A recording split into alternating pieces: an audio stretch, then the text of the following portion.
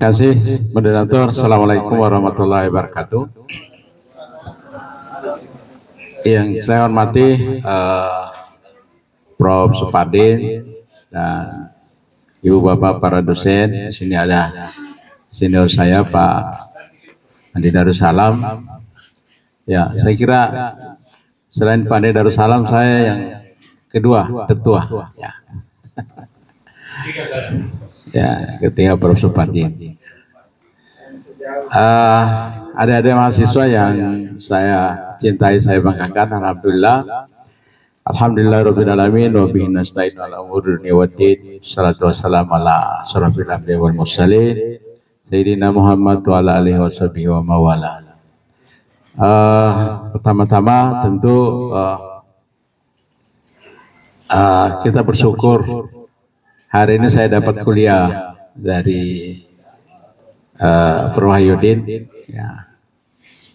Itu sering saya mengikuti tulisannya di media sosial dan itu sangat sebagai orang yang selalu ingin belajar, Prof. Ya, saya panggil Prof karena sebenarnya beliau ini sudah Prof, cuma tidak mau mengurus. Saya kira saya pernah tanya Prof. Supari, bilang kenapa Pak Wahyudin belum, dia bilang malas mengurus administrasi. Ya. Saya kira itu salah satu penyakit, termasuk saya juga dulu pernah mengalami malas mengurus ijazah. Nanti setelah ada kebutuhan mendadak, tentunya Pak Eman Sulaiman, ya, itu dia simpankan ijazah yang format tahun lama.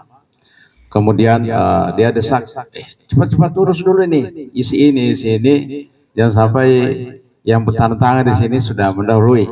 Oh, saya langsung ingat juga, Pak. Ternyata memang harus, dan akhirnya saya urus itu yang bertanda tangan. Ya, alhamdulillah masih hidup waktu itu. Ya, sekarang sudah tidak ada. Itu salah satu penyakit juga itu mengurus. Saya kira pernah juga dialami Prof. Price. Saya sempat dorong-dorong dulu waktu jadi mahasiswa untuk menguruskan semua administrasinya, tapi beliau sendiri yang sudah nanti. Itu salah satu penyakit yang tidak boleh diikuti.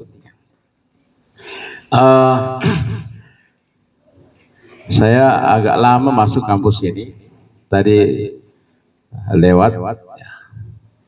Terima kasih panitia sudah mengundang saya.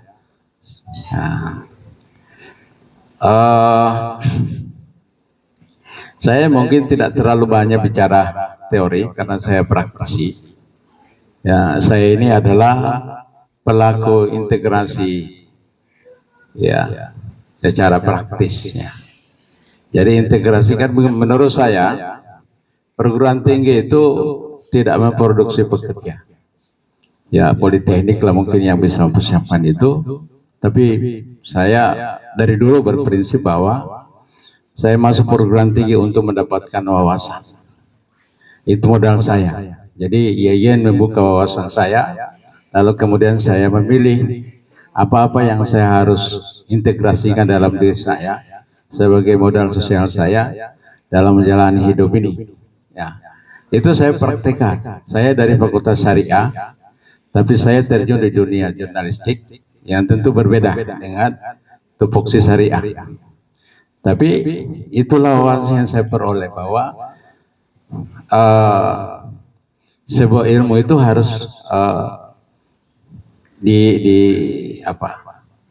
diintegrasikan dengan ilmu lain. Di materi saya ini, dan itu prinsip saya dari dulu. Baru saya temukan di salah satu buku yang mengungkap tentang filsafat hukum. Saya bertemukan bahwa ternyata filsafat itu adalah induk dari semua ilmu pengetahuan.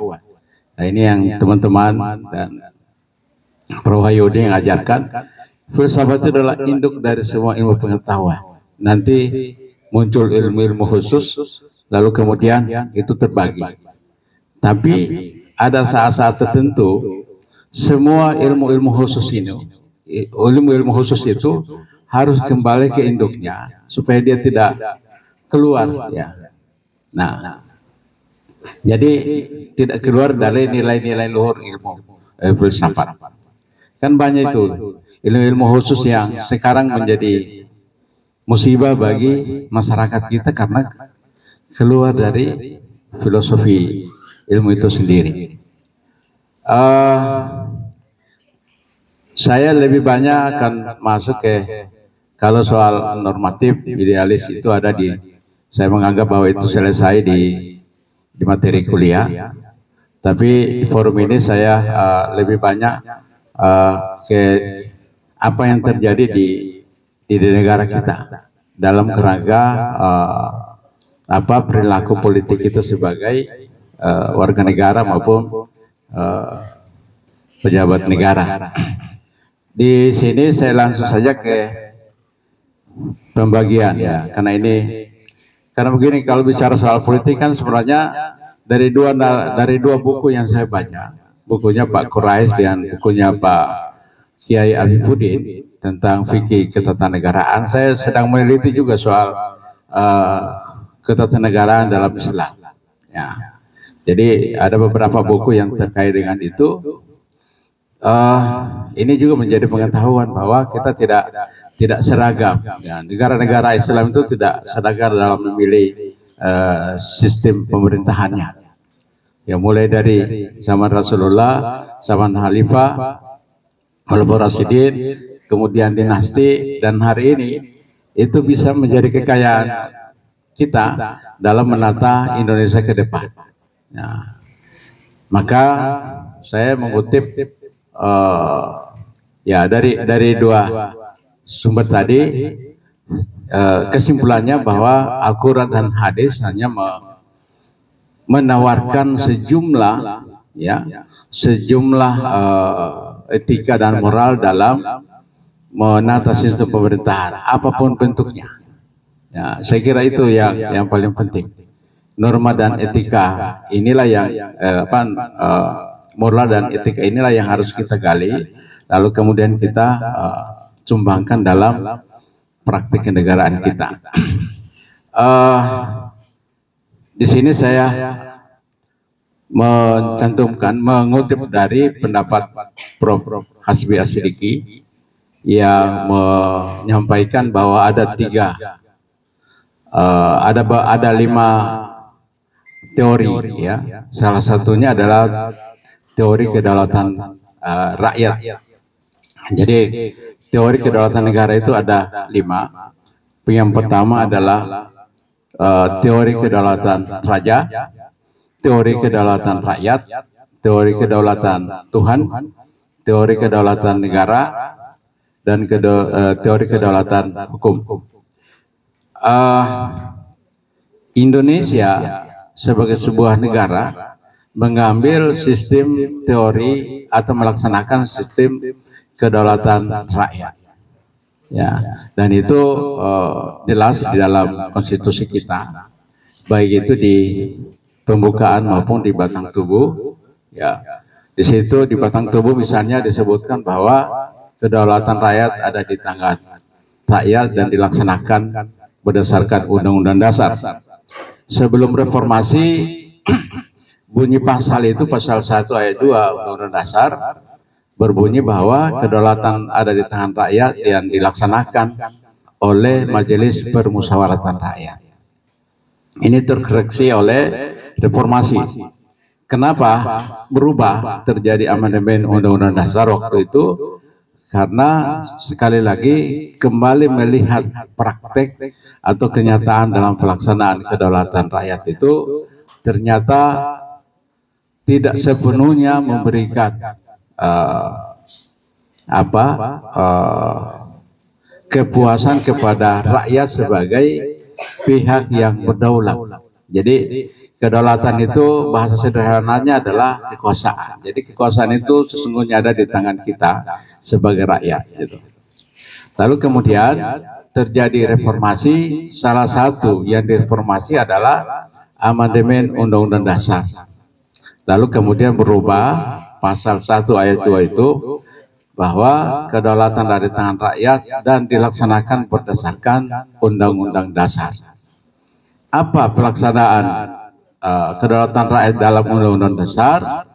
Ya, itu bisa ditemukan di dalam pasal 22E yang mengatur tentang pemilihan umum. Jadi ini saya mengambil ini Prof. Yudin apa yang menjadi concern saya selama ini. Ya, kalau yang soal akademis itu kan saya kira itu wilayahnya para dosen lah.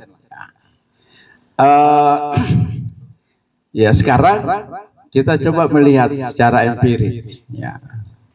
Jadi ada normanya, kemudian pelaksanaan norma undang-undang itu seperti apa. Di dalam Undang-Undang Dasar pasal 22 ayat tentang yang mengatur tentang pemilu, itu juga jelas masih bagus sekali, sangat ideal, ya, sangat ideal. Kemudian untuk yang terkait dengan pelaksanaan pemilihan kepala daerah, itu diatur di pasal 18. Bahwa kalau di pasal 22 itu kan disebutkan bahwa pemilihan presiden, wakil presiden, anggota DPR dilaksanakan secara langsung. Ini betul-betul kedaulatan langsung. Jadi rakyat langsung memilih orang yang dia anggap bisa menerima mandat, ya, kekuasaan.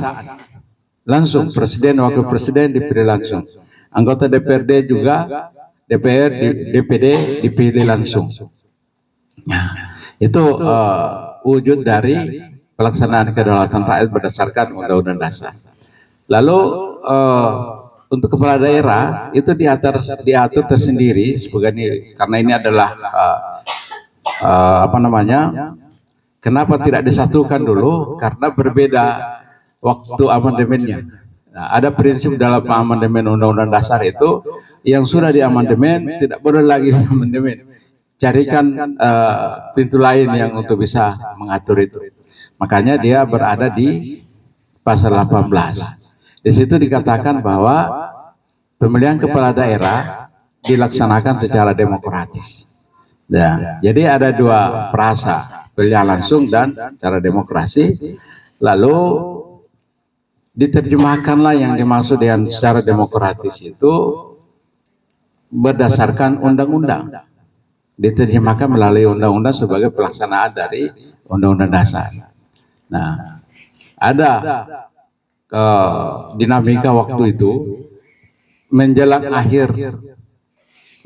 akhir SBY, ya, menjadi presiden, dibahas perubahan undang-undang pemilihan kepala daerah. Jadi waktu itu ada transisi. Pemilihan kepala daerah itu sebelumnya diatur di dalam undang-undang pemerintahan daerah. Lalu kemudian, jadi makanya waktu itu terjadi ada dua rezim pemilu dan rezim pemilihan kepala daerah. Nah, kemudian ada keinginan di DPR waktu itu setelah beberapa kali pemilihan kepala daerah berdasarkan undang-undang pemerintahan daerah yang dilaksanakan secara langsung, ya, itu ada pemikiran dari DPR untuk kembali ke model perwakilan, ya, seperti zaman Orde Baru. Jadi anggota DPRD dipilih, lalu kemudian anggota DPRD memilih kepala daerah. Nah, waktu itu sudah keluar undang-undangnya, ya. Lalu kemudian ada reaksi dari masyarakat, hampir seluruh Indonesia melakukan protes, dan itu direspon oleh SB selaku presiden. Itu menjelang berakhir, ya, karena protes masyarakat itu sangat masif, maka presiden menganggap itu sebagai salah satu syarat untuk mengeluarkan peraturan pemerintah pengganti undang-undang, ya. Itu dianggap bahwa ini ada sesuatu yang gawat. Itu salah satu syaratnya Perpu. Maka dikeluarkanlah Perpu nomor 1, ya, mengembalikan yang tadi sudah diketuk palunya sistem perwakilan menjadi kembali pemilihan langsung. Itu yang terjadi sampai hari ini yang diatur dalam Undang-Undang Nomor 10 2016 pemilihan kepala daerah secara langsung, dan itu tetap dianggap sebagai secara demokratis menurut Undang-Undang Dasar. Ibu Bapak dan hadirin sekalian, teman-teman, Kalau saya tanya, apakah kita puas dengan pelaksanaan demokrasi kita hari ini? Saya merasa bahwa mungkin 80 atau 90% mengatakan belum puas. Nah, itulah yang menjadi persoalan kita hari ini. Ya, ketidakpuasan kita itu bukan pada tataran regulasi, peraturan perundang-undangan, tapi pada perilaku politisi kita. Nah, kembali kita bertanya, siapa yang menunjuk para politisi itu? Ya, ya tentu kita bertanya kepada diri kita. Siapa yang kita tunjuk pada saat pemilu? Ini problem. Ya. Yang sering kita rasakan itu ada orang-orang yang secara ideal kita melihat bahwa ini cocok ya untuk saya berikan amanah sebagai rakyat pemilih. Tapi ketika dia berkolaborasi di jabatan-jabatan itu, ternyata juga dia terkontaminasi dengan budaya yang ada dalam lingkungan itu. Jadi ini dari sisi eksekutif dan legislatif. Nah, jadi kita itu menganut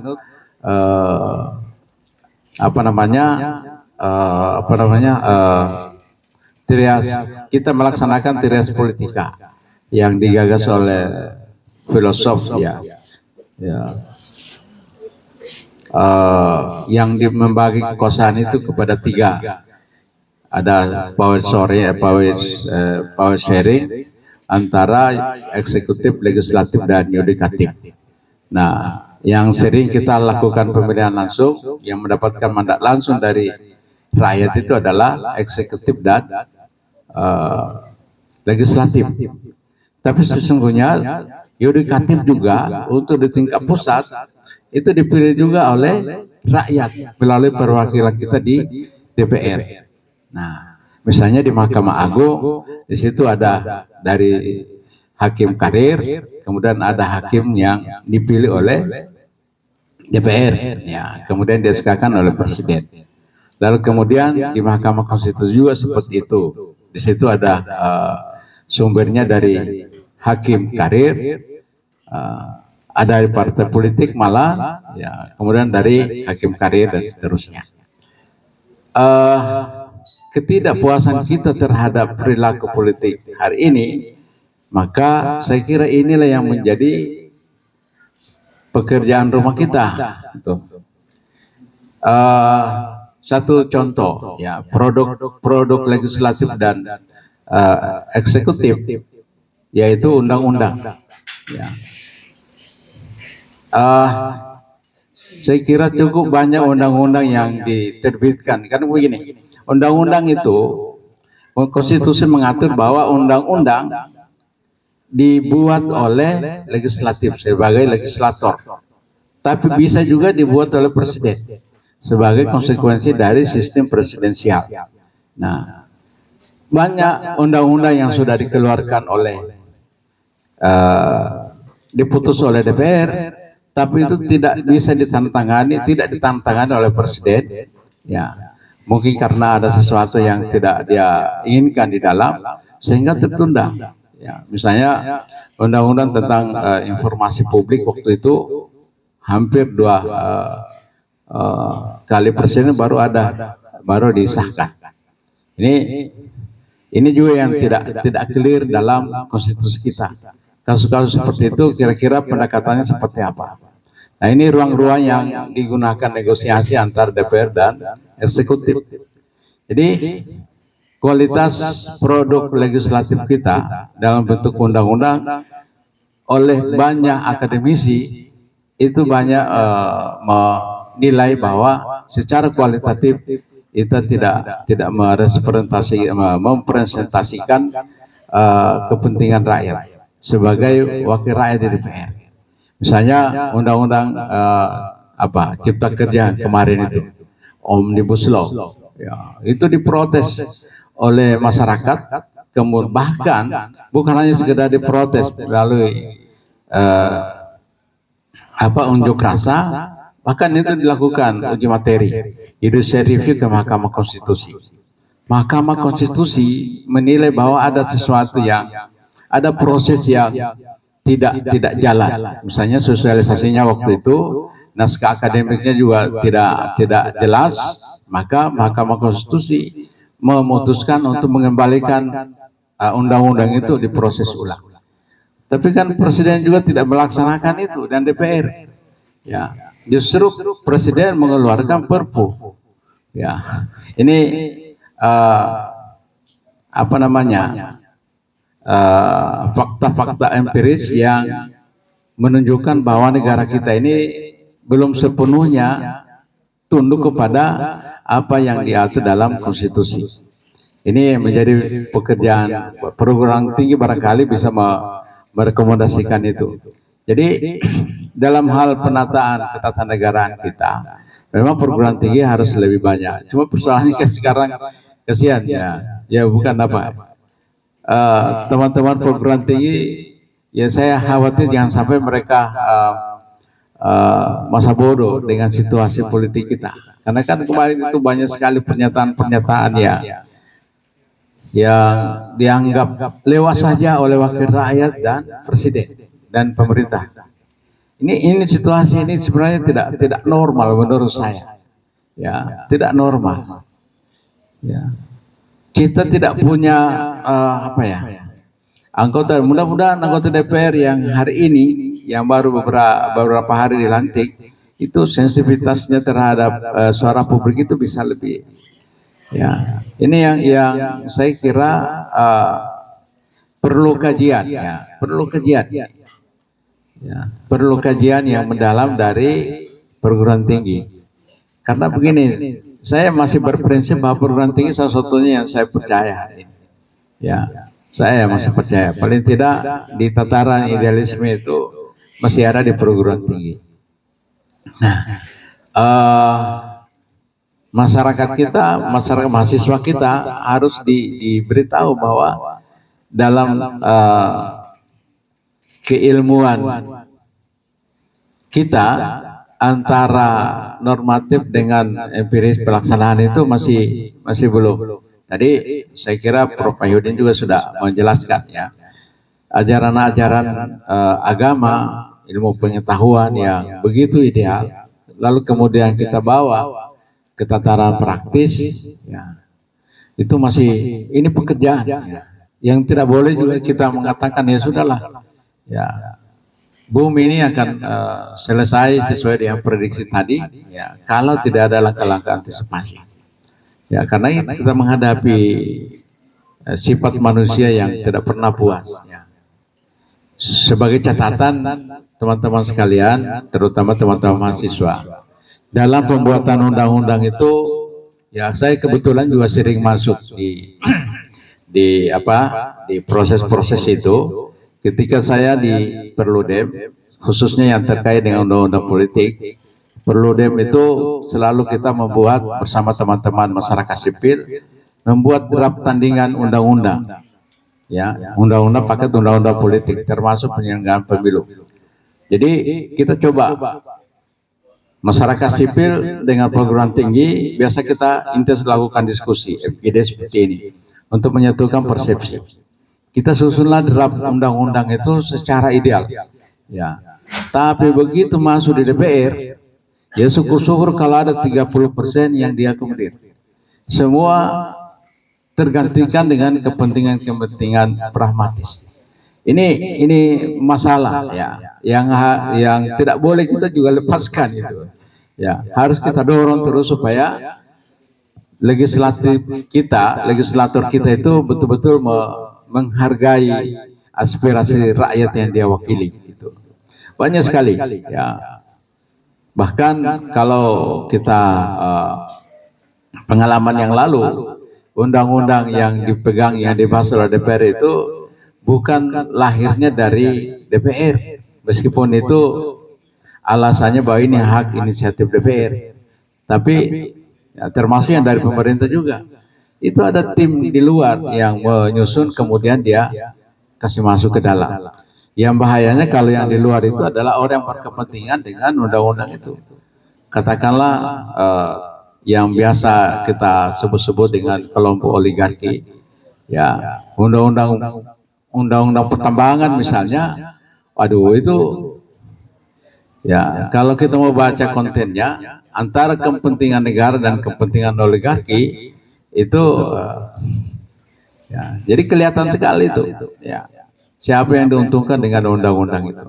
Nah, yang terakhir ya sebelum yang terakhir kita ini Indonesia ya mengadopsi negara hukum yang menurut aliran hukum itu adalah hukum positif. Kita terpaku dengan undang-undang. Jelek tidaknya ya baik dan buruknya sebuah undang-undang kalau dia sudah diundangkan itu harus kita patuhi, harus kita jalankan. Bukan yang lain. Banyak persoalan-persoalan ada pengaturan-pengaturan yang di luar, tapi kalau dia tidak masuk dalam substansi undang-undang itu tidak bisa. Itulah sekarang ini sedang digagas apa yang disebut dengan hukum progresif, terutama oleh teman-teman kita di penegak hukum. Ya, dulu kalau konsisten dengan hukum positif, ya, maka apa yang diatur di undang-undang itulah yang dijalankan. Nah, itu yang berbahaya. Kalau undang-undangnya itu dibikin untuk kepentingan kelompok tertentu, maka kelompok itulah yang dibenarkan menurut hukum. Nah, sekarang ini ada gagasan yang saya kira terus apa namanya dilakukan kajian dan diusahakan menjadi bagian dari apa sensitivitas penegak hukum, apa yang disebut dengan hukum progresif. Oke, undang-undangnya mengatakan begini, ya. Tapi secara apa hak asasi manusia dan yang lain-lain ini tidak cocok, maka hakim memutuskan seperti ini. Ya, itu yang sedang beberapa hakim berani melakukan terobosan hukum seperti itu. Ya, jangan terjebak pada letterlet undang-undang, tapi harus kembali kepada rasa keadilan masyarakat. Ini yang sedang terjadi di negara kita. Saya kembali lagi bahwa persoalan-persoalan ini memang harus menjadi bagian dari kajian akademis secara lintas disiplin, ya atau secara integratif. Gitu. Kenapa? Karena ini yang terakhir saya mau mencoba menutup bahwa agama dan negara ada dua hal yang tidak boleh dipisahkan. Tidak ada dikotomi antara agama dan negara. Dua-duanya saling membutuhkan. Ya, agama akan bisa berkembang dengan baik kalau negaranya itu aman. Ya, itu. Saya kira di negara-negara yang kacau bisa dipastikan bahwa pelaksanaan agama bagi umat yang beragama di negara itu tidak akan berjalan dengan baik.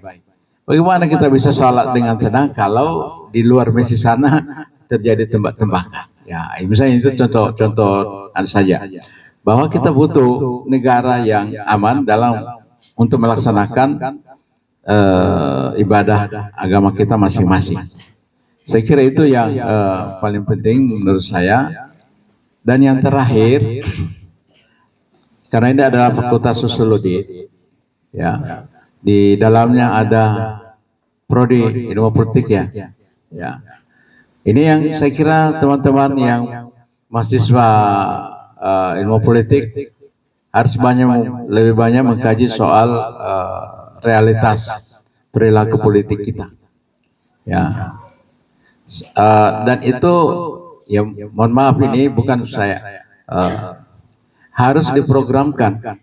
Ya. Mungkin ada saya 2 atau 3 kali diundang oleh Visipol Unhas sebagai apa namanya itu dosen tamu atau apa ya dalam rangka pengayaan mahasiswa memperkenalkan dengan realitas politik. Jadi mereka belajar politik ideal normatif sesuai dengan kurikulum, tapi kita coba ingatkan ya ini fakta-fakta yang terjadi di negara kita seperti ini. Jadi silakan Anda berpikir bagaimana memperbaiki ke depan. Itu yang paling penting. Tuh. Nah, termasuk misalnya pembuatan undang-undang tadi sebagai bagian dari politik hukum. Ya. Itu harus lebih banyak dipahami oleh mahasiswa kita supaya mereka tidak terkaget-kaget ya. Mereka hanya diminta untuk turun ke jalan protes, tapi mereka tidak tahu mekanisme di mana letak rusaknya yang kita protes ini. Karena dari situ kita bisa tawarkan hal-hal yang saya anggap bisa menjadi solusi. Saya kira itu saja sebagai pengantar.